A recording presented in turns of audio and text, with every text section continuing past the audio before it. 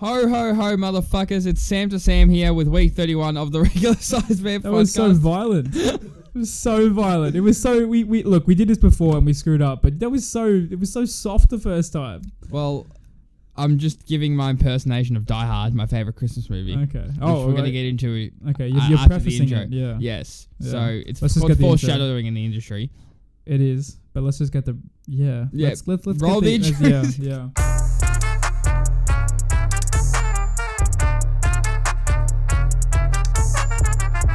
So welcome everyone to week 31 of the Regular Size Man podcast. My name is Santa Claus and we are joined by Jacob, and Jamie is in the background. He is not participating in the podcast. He's just sitting there playing Pokemon on my Switch on the TV. So that's exciting. But yeah, how are we this week, Jacob? I'm good. I'm glad we have a weekly live crowd. Last it's week a live studio audience. So whenever I make a joke, like, well, start laughing.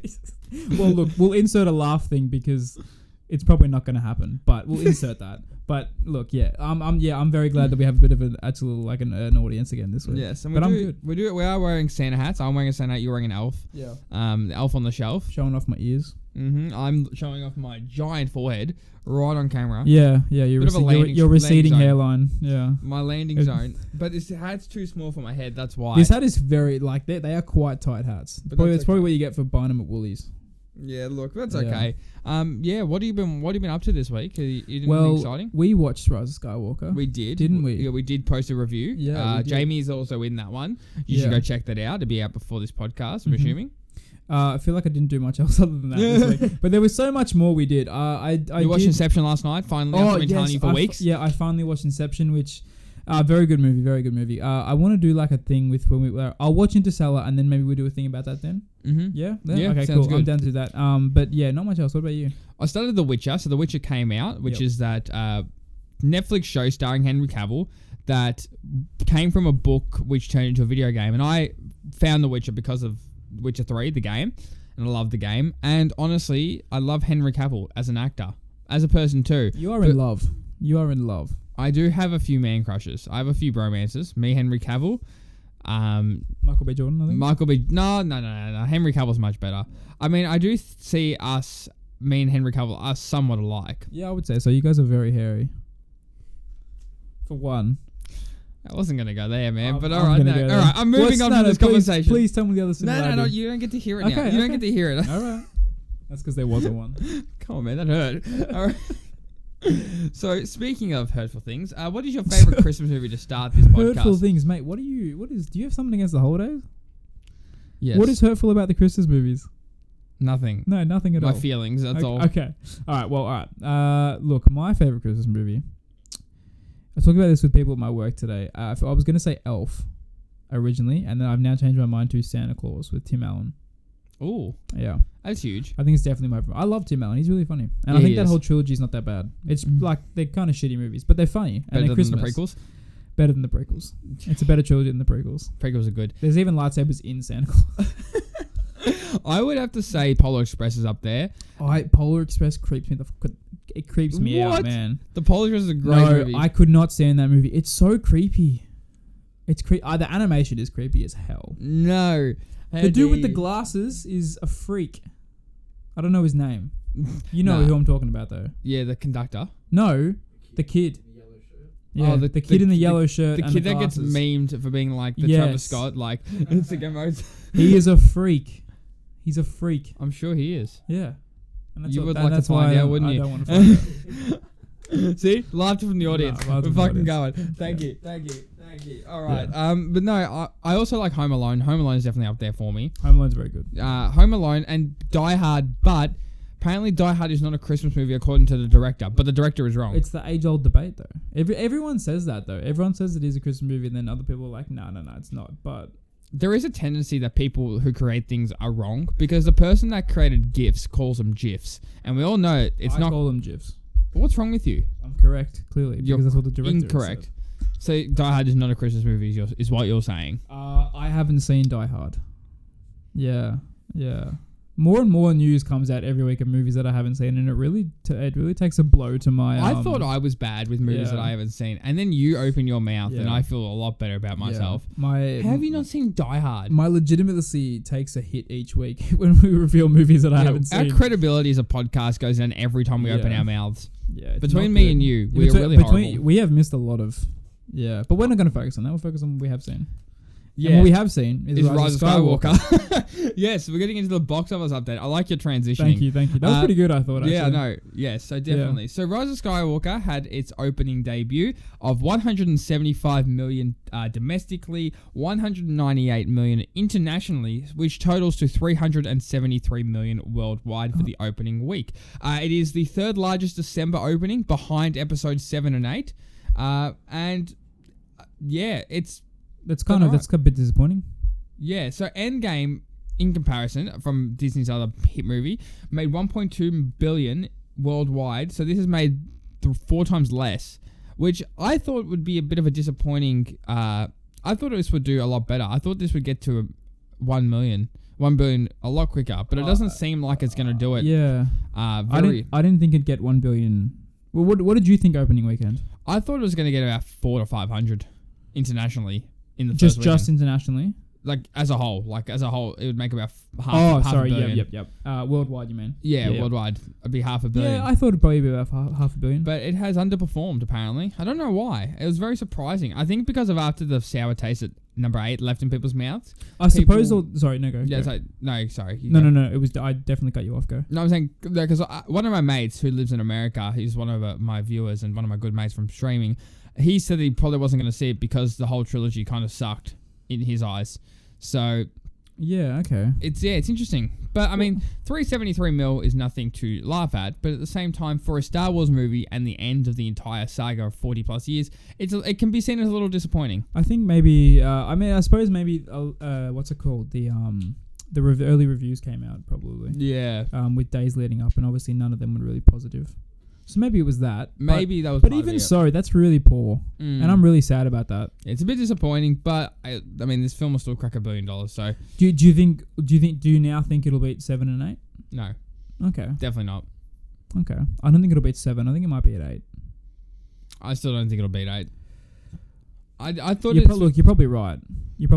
Look, if you want to hear our thoughts on this movie as well, because we did a whole episode, 30 plus minute review spoiler discussion. Go check that out. And we definitely think it deserves more than the 373 worldwide. Spoilers. Wow. Come on, man. I'm just giving a bit of a tease so that, get a bit of action on it. But anyway, yeah. I think it's not brilliant. I didn't think it'd get anywhere near Endgame, but thought it would do better. But I thought it'd still do well. Yeah, 100%. Yeah. Hang on. I got something stuck in my throat. It's all right. Sorry. It's a furball. Cats. Sucks. That's horrible. That sucks. That's horrible. I can't believe you just did that. I thought you were actually. Do you know what else is horrible? Cats. Yeah. Good so call. Cats broke a record. I'm assuming this is a record because of how bad it is. 15% on Rotten Tomatoes. Now we don't usually use Rotten Tomatoes as a credible source for reviewing movies, but 15%. It's a somewhat decent indication usually. It's like I think for audience it is. Yeah, not 20. For it's like a 20% leeway you can maybe 10-15% leeway you can give. So if you give a 10 to 20% leeway on 15%, that's 0. Yeah. Yep. Which I think is probably accurate to what this movie is. So Cats they're improving the visual effects and it's like going to be rolled out to cinemas this week. However, in the meantime, the movie did 10.9 million worldwide for the week, and 6.5 million was domestic. And the funny thing is, and this is where the rot roll happens, the budget was 95 million for this movie, and it's only done 10.9 million in the opening weekend. Now, statistically, most movies, so like not judging like Endgame or anything, most movies do close to half of their gross in the opening week or two. Would you agree with that statement? Yeah, I'd say mostly, yeah. Yeah, and like it's I think the opening weekend, it doesn't usually get anywhere near what it is. Yeah, what it gets there's always on a significant drop off after the opening and understandably, weekend. But I think I think you're probably right. So going by that, they will not even make half the money back or a quarter. They're going to be fighting for a quarter of this movie back. All right, here's my thing with Cats. Don't get me wrong. I mean, we haven't seen it, but it probably is very bad. I'm not doubting that. But I think because everyone was so hesitant on this movie to begin with, I don't think the drop off will be that significant. And I think honestly, there might be a slight chance that they'll get better next week. Especially because Rise of Skywalker has been out for a week. Look, I could definitely be wrong, but I think that like everyone was still kind of like, what the fuck's going on with this movie? It's really weird in the first week, and maybe they'll flock to go see it the second. Like maybe a little bit more will flock to go see it the second weekend. But yeah, you're right. It's pretty poor. Look, the only review I needed to see to not see this movie, besides the fact of the trailers, was that Jason Derulo is the best part about the movie, and that his penis sticks out a lot apparently in the movie through his pants. And you know, I don't want to see that, especially if that's the best part of the movie. And that was coming from a straight male reviewer. So it's not something I want to see. No. So I don't think I'll be seeing this movie. The visual effects will not help me go see the movie. But I mean, it is disappointing to see. And here's the thing. No, sorry, we didn't even mention this as well. It hasn't come out in Australia yet. It comes out Boxing Day for us, and I don't know. This is true. I don't know about other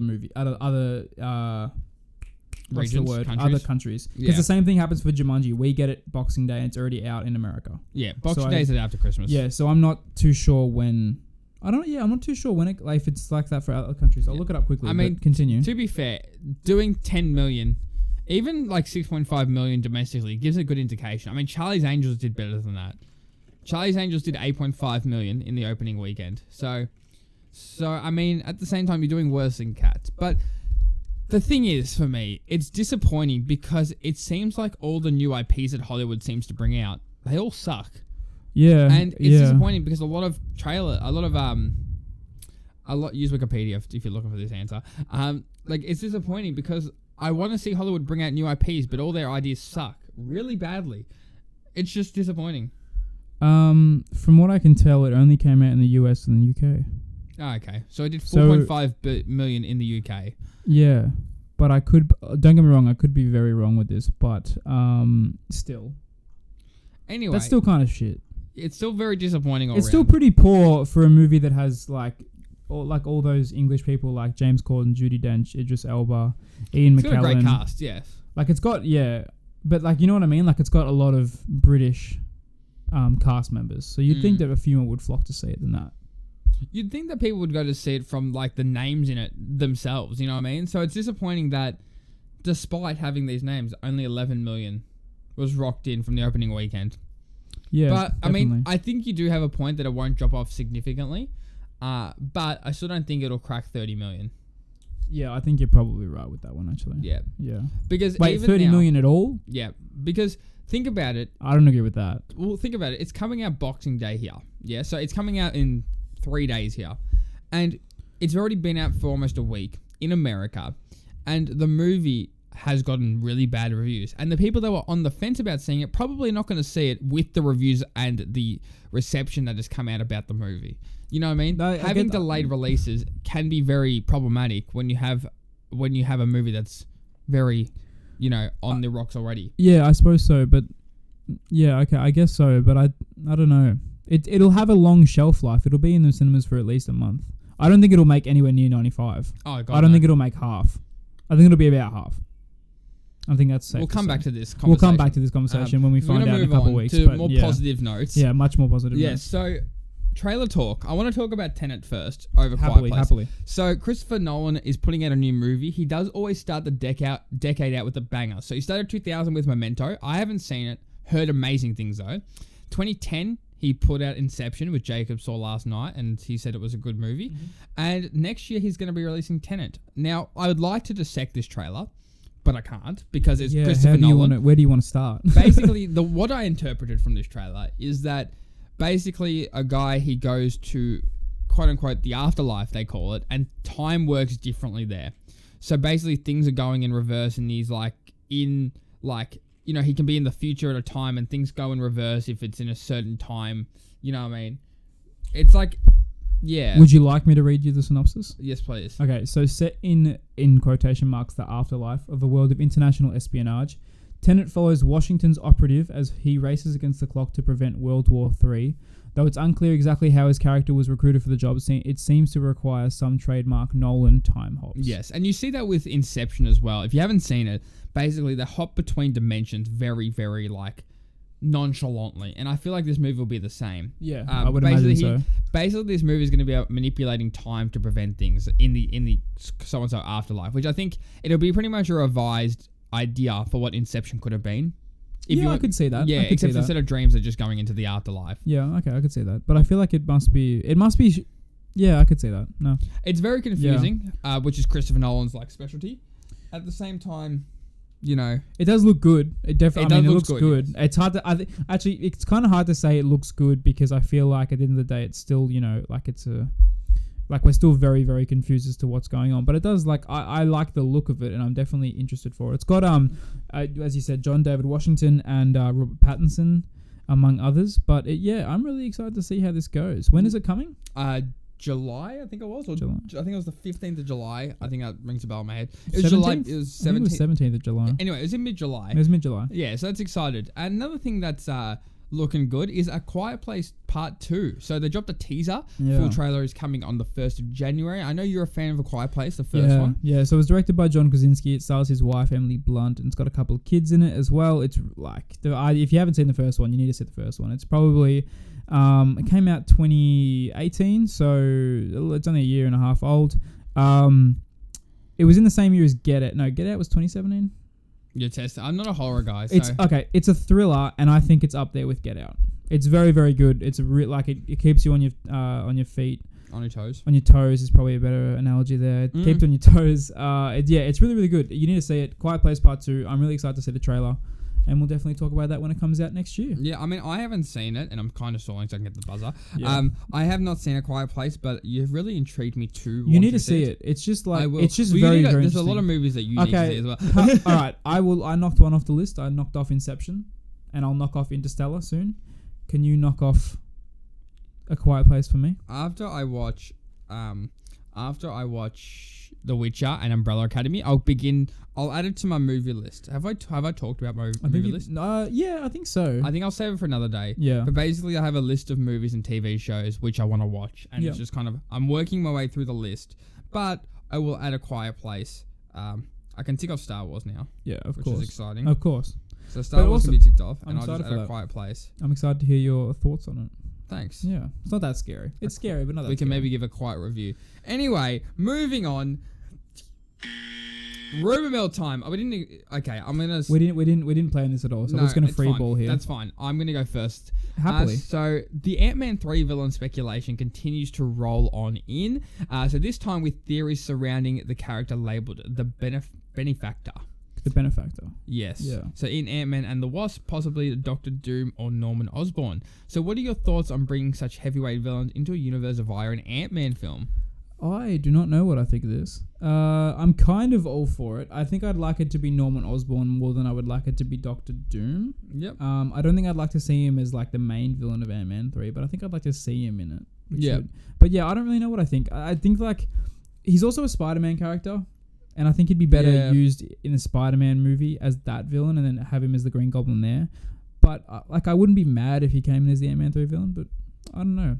Do you have any thoughts on it? I mean, you're asking the wrong person. Ant-Man's and like Dr. Doom. We've talked about him on the podcast before, and I like him as a character, but I don't think Ant-Man would be his like time to shine. I don't think it's his place to shine. Probably not. Norman Osborn as well. I feel like again just a bit out of place, but I mean I think he could work out of the two. I think it could work, yeah, for sure. Yeah, and I think he'd work better, but I'd probably not something I'd hang in to see. Yeah, that's fair enough. Alrighty. All right, so a large number of fans, including Sammy himself. So I kind of already know. Okay, no. Go. Finish the sentence. Okay, all right. They're wanting Henry Cavill. Actually, no. I disagreed with it, but I had a reason. Sorry. So, read it out. I'll start again. A large number of fans are wanting Henry Cavill as the next James Bond after his performance in the Witcher Netflix series. Sam, do you reckon he kind of matches what you envision as a James Bond type, or?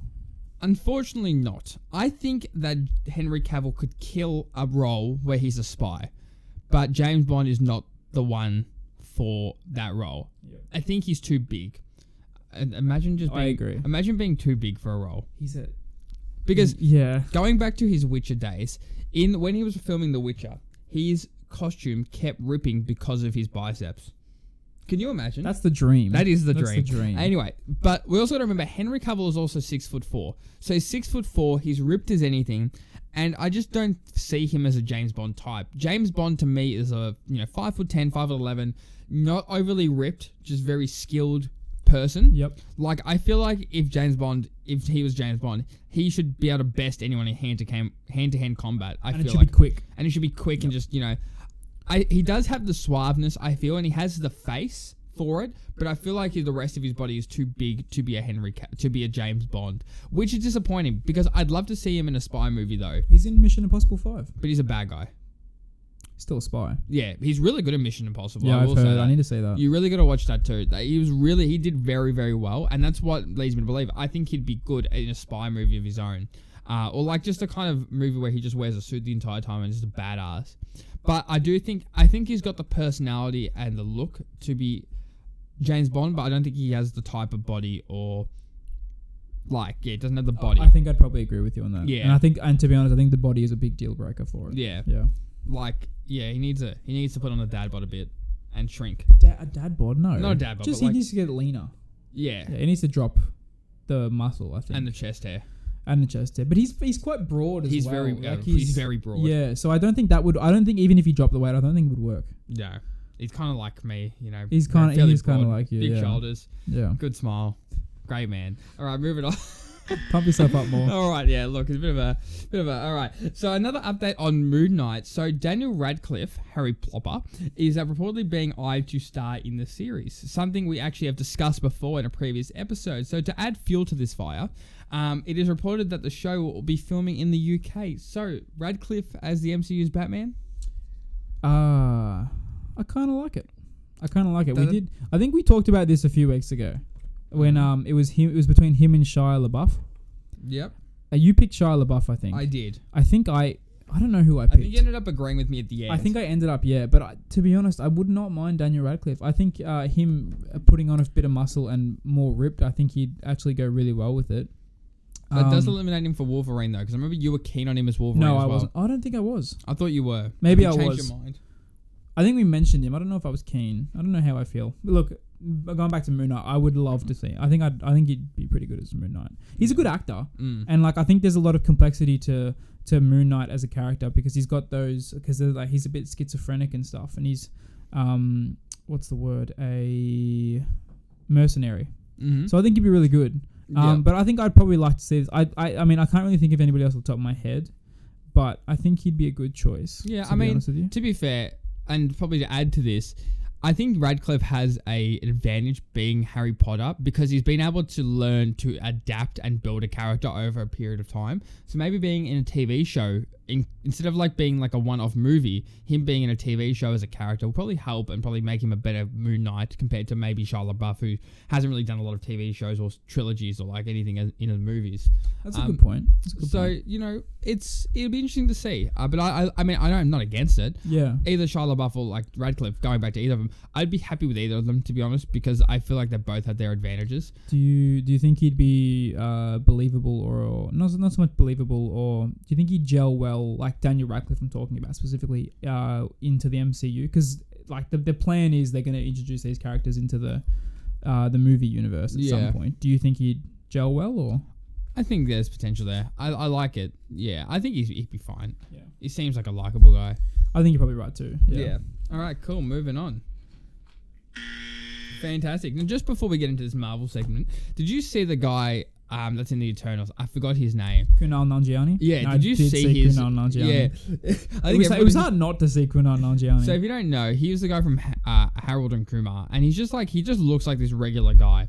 And last week they showed off his body, and this man is chiseled. He is chiseled. He is ripped. He's really gotten into his role. And it's like, honestly, like his head has been photoshopped onto his body. That's how good he looks. It's insane. It is genuine. Like it's like you said, he is chiseled to the black. He was also top trending on Pornhub. His name was I did hear this. So good on him. I was one of those searches, but moving on.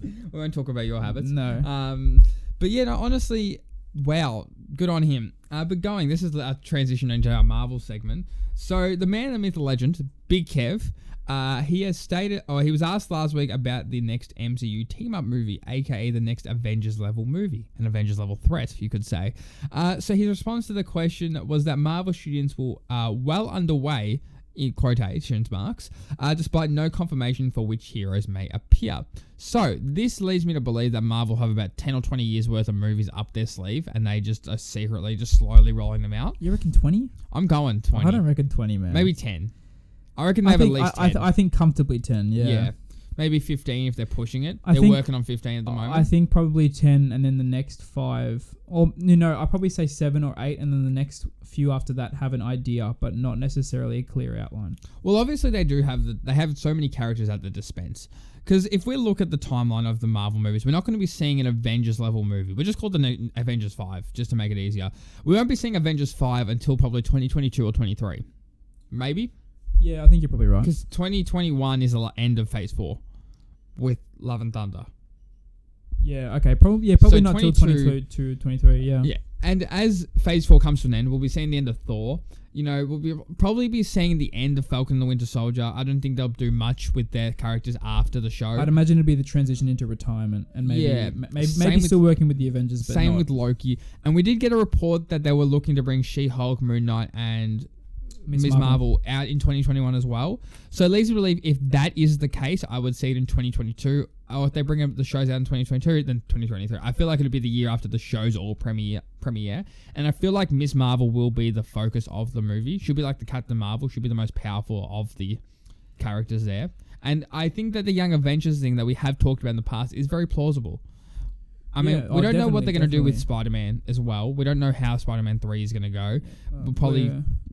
I'm saying he'll probably either... I feel like he'll either... He'll have to go into hiding. Yeah, I feel like he'll go into hiding, and I feel like until Marvel is confident that they know what's going to happen with Spider-Man, they'll put him into hiding at the end of the movie. I don't know how they'll do it. I don't know how they'll do it either. Because I don't know what they're going to do in the next movie now that he's... Because I felt like he could go into hiding now with I agree. So, but I thought they was going to do a Skrulls thing as well. Yeah, maybe. Who knows? As you said, who knows, now. They could do so much, but... I think a Young Avengers is also on the horizons. But... I don't think Young Avengers... don't get me wrong, I definitely think it's a possibility, but I just think that you've already got... you've got Black Panther, Captain Marvel, and Doctor Strange, and all those. I think that it'd be a shame to waste them and not have them in an Avengers movie themselves. Do you think Doctor Strange will stay around, though, after Multiverse of Madness? Yeah, I think so. Long? Yeah, I think Benedict Cumberbatch has kind of signed on for something long term and big. Yeah. I think he will. I think he might be on the way out after the Avengers movie, like the next one. I could understand that. I could see him honestly leaving after Multiverse of Madness. Maybe he has to.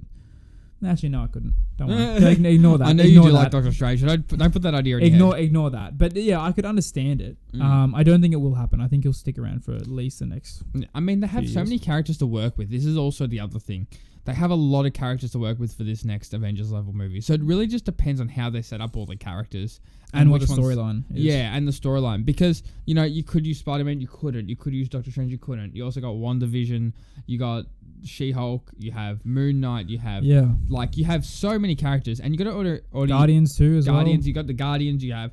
you could use Thor. I'm assuming it's going to be his last one. But, if you really wanted to, you could use Thor or Jane Foster as female Thor. Or Valkyrie. You have so many characters at your dispense. And it's where are you going to write this story? What I mean when I say that they have 10, 15 years, I genuinely think they know which characters they're going to be using in 15 years in their movies. They may not have what they're going to do with the characters, but I think they have at least 10, 15 years in which characters they're going to keep or get rid of.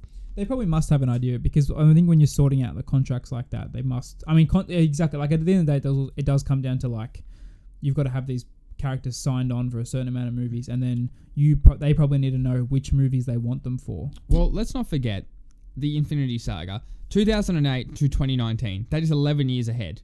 And they had the entire story planned at 11 years ahead.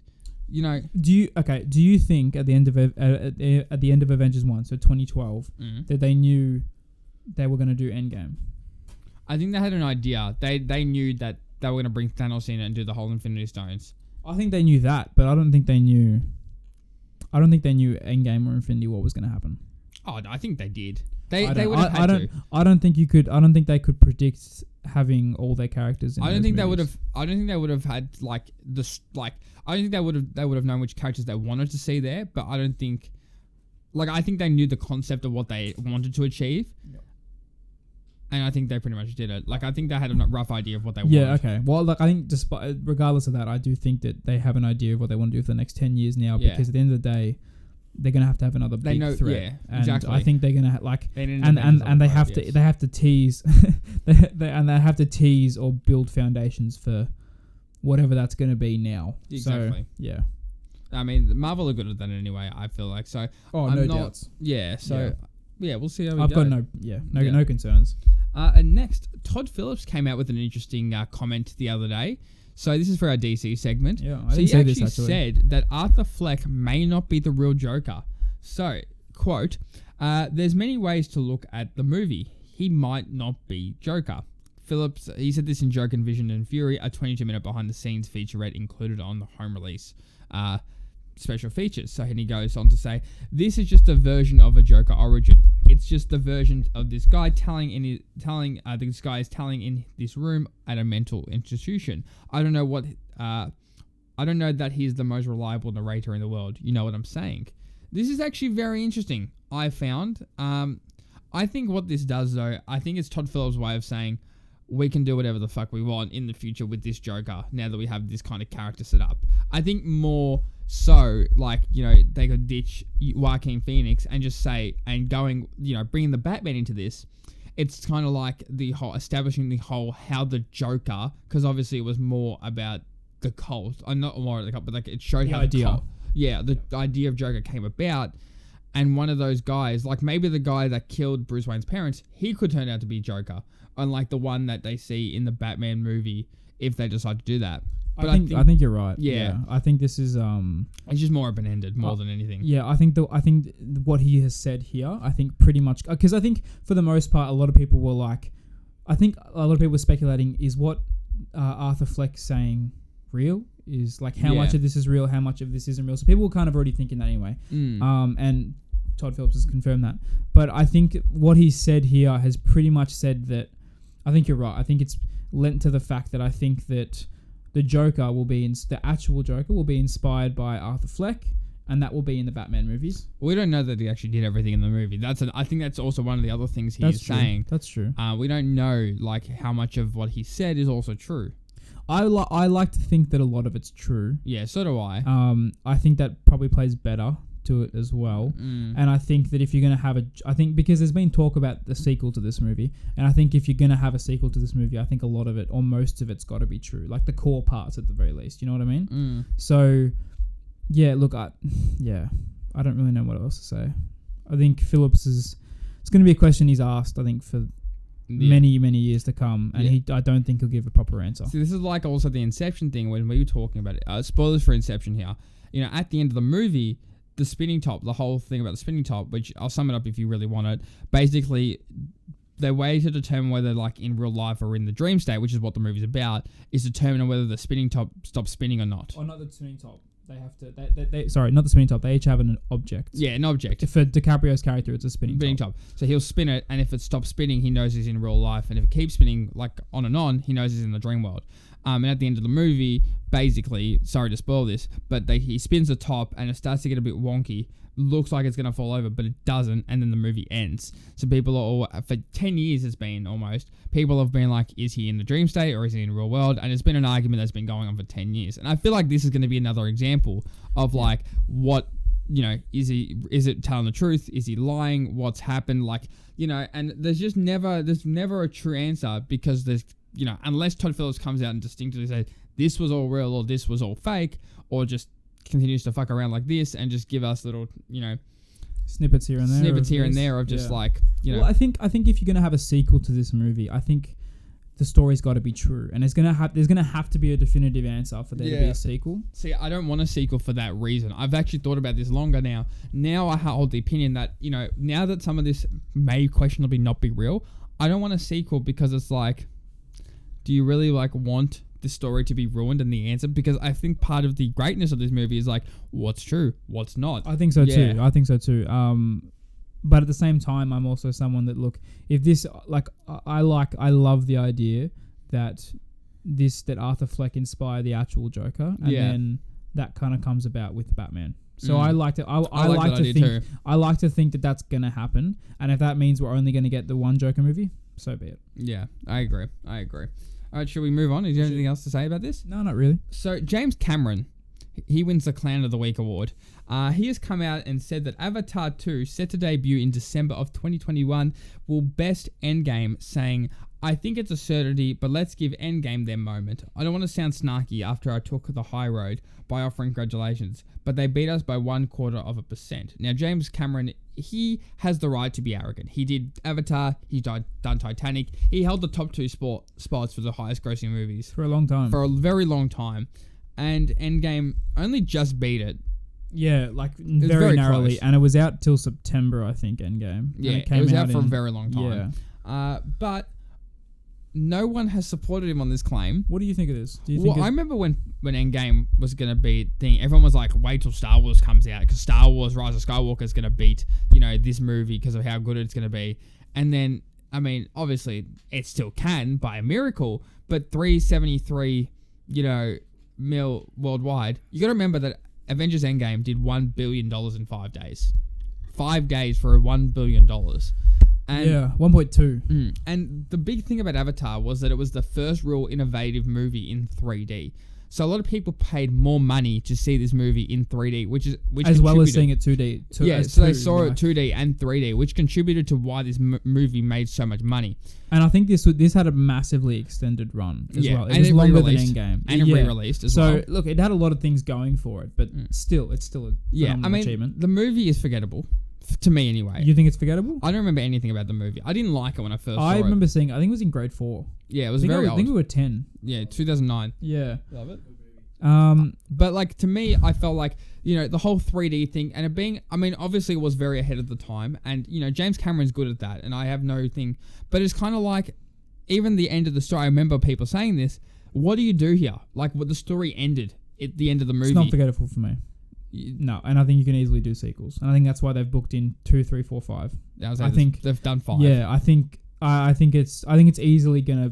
I think you're gonna be able to make a story 2 and 3 easily. I don't know about 4 and 5 because. Yeah, it could. He's right. It could be absolutely anything, but I think that. Look, I don't think it's going to beat Endgame. No, I don't think it'll come close. I don't think it'll do anywhere near 1.2 opening weekend, but I think it'll get big numbers. I think it'll get $1 billion. But you think it will? I think it'll get close to $1 billion or $1 billion in opening weekend. Not overall. Oh, I'm talking about opening weekend. Opening weekend, I think it'll have a lot of hype initially because it's Avatar 2. I think overall, if it's a good film, it'll crack $2 billion quite easily. See, it's a hard one for me because there'll be a lot of hype. There'll be a lot of hype, but who will the hype be from outside of people who love the first one? No, I'm with you because on that is also a minority. Because a lot of people are like, yeah, this is great, but at the same time, just 3D is irrelevant these days. A lot of the special effects, where can you really go from it in terms of special effects in that environment? You know what I mean? Yeah. Because obviously, Ryan Reynolds' new movie Free Guy, that was innovative and cool, and that was his goal. But they're doing that all around virtual reality and stuff like that. What's the thing that's gonna? What's his what's his point of separation with Avatar 2? In the environment that he's doing. Yeah, I do think you're right. I definitely think you're right. And I think the difference between, honestly, be serious with me. Name another movie that got so much as hype for Endgame and Jedi. Rise of Skywalker. None. I can't think of a single movie. And I don't think this will be 12 years apart since the first Avatar came out. Don't get me wrong, it's going to get hype because it is Avatar 2, but I don't think it's going to get anywhere near the hype as it would for Endgame, and I think it's going to suffer because of that. I think Avatar 3 has more potential to doing well than Avatar 2 if Avatar 2 is good. Avatar 2 has got to be amazing. Because I think a lot of people will just wait for the movie to come out on DVD. And a lot of people, James Cameron, the dumbass, a lot of people have already come out and said they're just going to watch the movie illegally because of this comment. So I don't think the people will wait. I just don't think it's that. It's like you said, Avatar 1 was this phenomenal feat of brilliance in terms of what they did. It's not it's a good movie. It is a very good movie, but it's not. I don't think it's not an all-time great movie. I just think it got a lot of hype for what it was and what it could do and how you could see it in 3D. And I just don't think Avatar 2 is going to be able to match that in any way. Avatar 2 has literally got to be one of the most perfect films ever, I think, for it to do this. Of course. Yeah. No, I agree. Yeah. I mean, yeah. Unless they put it out in 4D.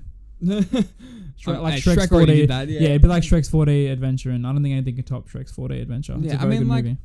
This will be a movie I'm assuming that we're going to, if all goes to plan, we'll still be doing this podcast in 2021. Hopefully, be a bit bigger. And, we'll go see it and review it. But it's honestly not something I'm excited for. This movie was meant to come out this year. Last year was meant to come out. Yeah, I think so. It's been pushed back 3 years. I think it was supposed to come out like 2015 though too. Yeah. I think it's been every year. It's meant to be come out every year since 2014, 2014 or 15. Yeah. So honestly, that's already left a sour taste in my mouth. Like, what can you possibly delay a movie for 7 years? And unless James Cameron has the sneakiest play of all time up his sleeve, and that's why he's very confident about comments like this. But it's honestly, answer me this as well. The concept, you go, if I remember correctly, he goes into the thingy and then he spawns into the Avatar world, yeah? Yeah. What more can you do on that? Besides, telling one great story. It seems like it's a movie that's better as a standalone, to me. No, I think the world is a lot and enough for you to make a sequel. And I think honestly, the possibilities are endless with what they've done. You could do another, I don't think they will, but you could do another race that they enter, something like that. But I think, look, unless this movie is 3 hours of Brad Pitt's nudes, I don't think it's going to beat Endgame. Brad Pitt, huh? Yeah. Why Brad Pitt? It was the first one I could think of. It wasn't. I don't know. I was just trying to think of someone big enough. But the baby. No, apparently they're already out, man. So. No, I'm saying, but that's big enough. Yeah. It's true. But yeah, look, I don't know, man. I don't think it'll top it. No, definitely not. I don't think it will. It's very interesting. But moving on, let's bring you more happiness. Look, we don't know what I'm going to say. Oh, no, I know what you're going to say. So Jacob finished Star Wars Jedi Fallen Order this week, and he has talked about it ever since. So what do you have to say on this? Okay, I'm going to go to a full... Actually, you're here. I won't spoil it. Look, huh? Look, it's definitely a really, really good game. I still hold my sentiments to that. I honestly wish this was a movie because it's something that I would have loved to see in cinema. It is that awesome of a storyline. Every single beat in this game is amazing. The planets are amazing. The gameplay is amazing. Everything that you can do is just it's honestly phenomenal. There's one planet where I feel like I've explored the whole thing and I'm only 70% explored it. It's amazing. Just everywhere you can do, everything you can do. My one big complaint, and unfortunately it's a massive complaint, is the game frustrates the hell out of me. There are 4 difficulties. There are 4 difficulties. I played on the second highest, and our mate Sam Plug, he played on the lowest. He finished the game quite quickly. I played on the second highest. I did not finish the game quite quickly. There are moments, mostly the boss battles, but a couple of times leading up to the boss battles where I can't do it. I couldn't do it. There's one in particular where you battled this character called the Ninth Sister. I battled her for 2.5 hours and I couldn't do it. Jesus. I couldn't do it. I knew exactly what I had to do and I was close, but I couldn't do it. I had to put the difficulty down to the lowest difficulty to beat her. And then I beat her in 10 minutes. No, I won't lie. I may have died a few times in the tutorial. Yeah, it's a tough game if you play it on a high difficulty. And look, I mean, to be fair, but honestly, I'm happy about that. I understand that, and I do like a challenging game, but it's frustrating to the point where, okay, so I'll give you an example. So there are times where not boss fights, but there are times where you have a horde of stormtroopers coming to attack you, and you just can't do anything because to parry them perfectly, you've got to obviously time it. But then there's other people attacking you as well, so you've got to think about them too. And you can't just slash your way out of this because this is not a hack and slash game. You have to time your attacks. You have to time when you press square. It's all about that. So it becomes extremely frustrating when you just get wave on wave on wave on wave of enemy, and when they all gang up on you into a corner. It's extremely frustrating. It's really, really difficult, and it annoyed the crap out of me. And my last thing, the final battle. I'm not going to spoil who it's against, but the final battle, it's the big boss. You've got a lot of Jedi abilities. You feel very strong. I felt like I couldn't even touch her. Well, isn't that good? No. But like, to be fair, you've worked. How long's the game roughly? How long did it take you to complete? I can't remember. Like 20 plus hours. I couldn't tell you. I honestly, I don't want to ballpark because I feel like I could be very wrong. I don't want to. Anyway, let's just say 15, 20 hours. Yeah. You've worked 15, 20 hours to get to this really hard boss, and obviously it's the final boss of the game. I like it to be a challenge because it's like you feel the sense of accomplishment when you beat it. It's not that it didn't feel like a challenge. Like it felt like a challenge, but it's like my reasoning is that when I fought her, I didn't even feel like I was ready to fight her.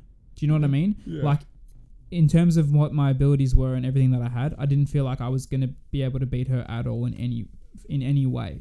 So, do you think Luke was ready to fight his dad?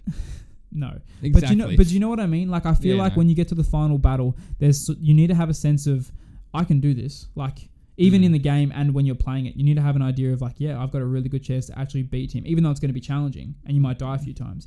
But like, you need to have a sense of, I can win this. I don't get that at all against the last boss. Like at the last boss, it's just like, I feel incredibly powerful against everything else. And then I get to this person and it's like, it's not even that I feel slightly worse. It's just, I feel like useless. Yeah. And that really frustrated the crap out of me. So in a way that aspect was a little bit anticlimactic. But look, at the end of the day, the rest of the game is genuinely amazing. That's good. And I would implore anyone who doesn't have the game to buy it and play it. How many tacos out of 10? Oh, probably a good 8. Probably a good tacos? 8. Yeah, I think probably a very good 8. And I would love to see a sequel to this. Yeah, I think that's apparently in the works. I heard that. Yeah. So that'd be exciting. Yeah. But yeah, that's my verdict. All right, fantastic. Yeah. Well, that's it for the podcast this week. Mm-hmm. Do you have any concluding comments you'd like to add? Nothing at all, I don't think. It's Christmas. It's Christmas. You'll be hearing this on Christmas Day. It'll come out Christmas Day. So Merry Christmas to all of you. Happy holidays. Happy Hanukkah. Merry Christmas. Hope Santa got you what you wanted. Yeah. Have a good holiday season, and we'll see you. Our next podcast will it be 2020? It will be 2020. Yeah, it'll be the 2nd. That's scary. No, it'll be the 1st. It'll be New Year's Day. Really? It'll be New Year's Day. Yeah, it has to be because it is New Year's Day. It's New Year's Day. And next episode will be New Year's Day. So 2020, New Year, same us. Get excited, everyone. Yep. Thank you guys for listening to the last episode of 2019. My name's been Santa Claus. That's been, I can't think of anything. Jacob. That's been Jacob. And that's been Jamie. And we're the Regular Sized Men. And check us out on our social medias at TRSM Podcast on Facebook, Twitter, Instagram, YouTube, and Buzzsprout. Yep, yeah. Just about everything. Yep, pretty much. All right, have a good one, guys. Much love, and we'll see you guys next year. Have a good one.